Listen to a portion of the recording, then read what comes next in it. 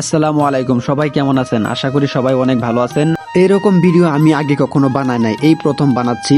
গ্রামের সেই ঐতিহ্যবাহী দৃশ্যপট আখ দিয়ে কিভাবে আখের গুড় তৈরি করা হয় সেটাই আপনাদেরকে আজকে দেখাতে যাচ্ছি। প্রথমে আখগুলাকে কেটে সুন্দর করে কলের মধ্যে দেওয়ার জন্য রেডি করা হয়। তারপরে সেই আখগুলাকে কলের মধ্যে দিয়ে সুন্দর করে রসটা বের করে নেওয়া হয়।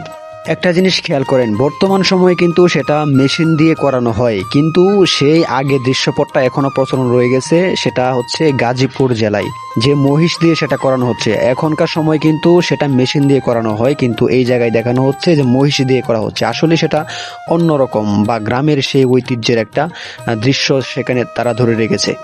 অবশ্যই ভিডিওটা শেষ পর্যন্ত দেখবেন, শেষ পর্যন্ত দেখে তারপরে একটা ভালো কমেন্ট করবেন আশা করি ইনশাল্লাহ।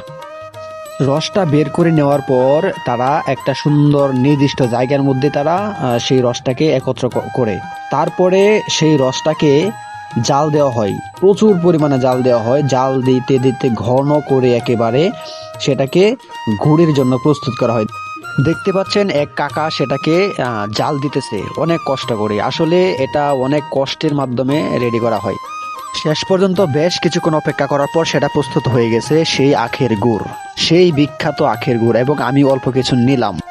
তো এই পর্যন্ত, সবাই ভালো থাকবেন, সুস্থ থাকবেন, আল্লাহ হাফেজ।